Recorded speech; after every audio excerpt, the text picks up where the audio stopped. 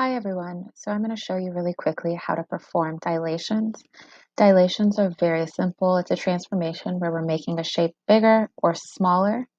And the way that we do that is to dilate a figure about the origin. So that point 0, 0, we're going to multiply each coordinate by the scale factor. So whenever you're performing a dilation, you'll be told what the center of the dilation is. It's usually the origin, and then also the scale factor. So for our first example, we're told to dilate triangle ABC by a scale factor of 3, and we're given the coordinates for each of those points. So all we're going to do is take these points and multiply them by our scale factor, which is 3. So we're going to take this first point, A, and I'm going to multiply everything by 3. So we're going to do times 3, times 3, and I'm going to keep doing that for each coordinate, both the x and the y. And that's how we're going to get A prime. So A prime is just going to be 2 times 3, which is 6. And our y coordinate will be 3 times 3, which is 9. And we're going to repeat for B prime. 3 times 3 is 9. Negative 2 times 3 is negative 6.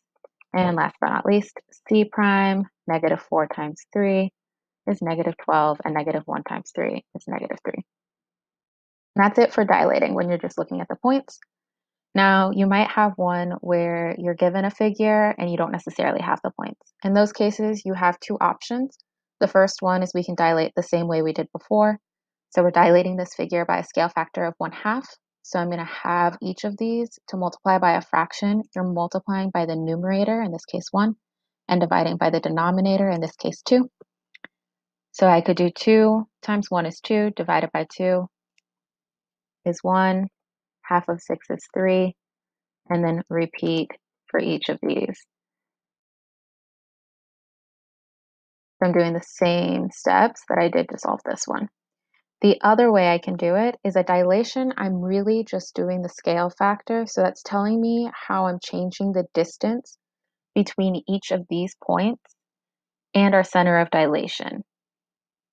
So I'm having the distance both vertically and horizontally from my center of dilation. So if I start with point B here, I want to have the distance between 0, 0, and 2, 2. So I'm going to have from 0 to 2, which is 1, so I would move it over. And then I'm also having that vertical distance. And I would do the same thing here. So I'm going to have the horizontal distance.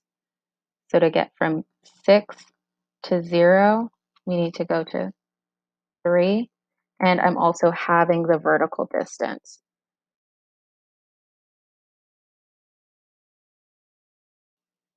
So having that horizontal distance and the vertical.